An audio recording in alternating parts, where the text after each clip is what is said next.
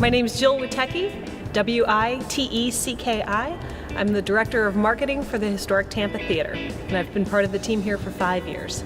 Tampa Theater opened on October 15th, 1926 as a silent movie palace. Now you have to remember, back in 1926, movie palaces were a relatively new feat of architecture because movies, motion pictures, were a relatively new art form. But at the time when the architects were building these new movie palaces, they were building them to look like the other type of theater that everybody was familiar with, which was an opera house.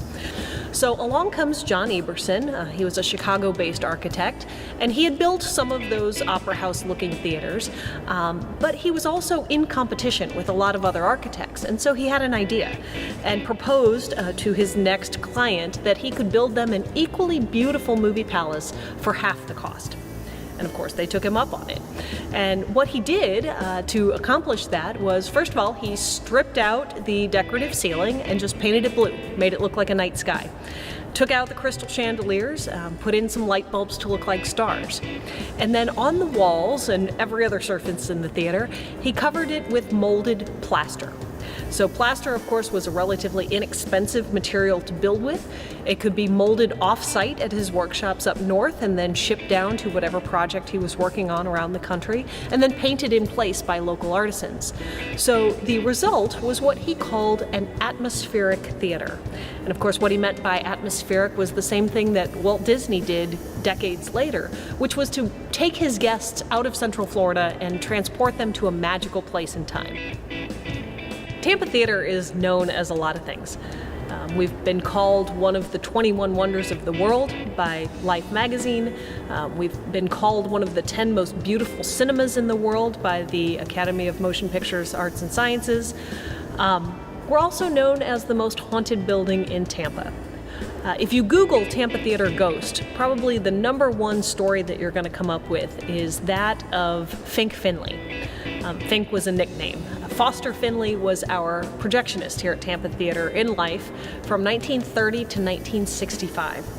So for 35 years, 6 days a week, Fink was projecting movies up in the projection booth at Tampa Theater. Fink did fall ill.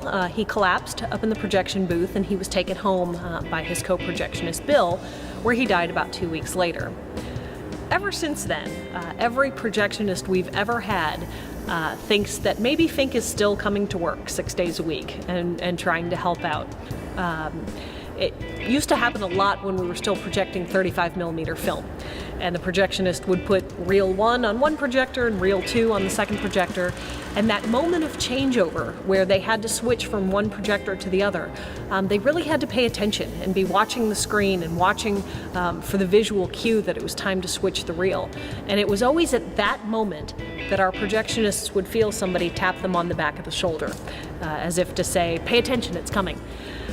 And of course, the one thing you can't do when somebody taps you on the shoulder and you turn around and there's nobody there is to pay attention. So it was really difficult for these projectionists to do their jobs with Fink trying to help all the time. You know, I'm a big Halloween fan. I love scary movies. I love ghost stories, and I go on ghost tours when I go to other cities. So the idea of working in a haunted building is very cool to me. I really like doing the ghost tours in October, but it scares me a little bit too. And I definitely am grateful that nothing truly terrifying has ever happened to me in the building. You know, I've seen other people experience some things. I've heard some things on tape that I really can't explain, but I will say that every time I'm in the building by myself, whether it's late at night or if I'm the first one here in the morning and I'm walking through the auditorium and turning on the lights, either in my head or out loud, I kind of say, you know guys, I'm not sure if you're here or not, but please just don't scare me. And so far they've respected that, so hopefully that will continue.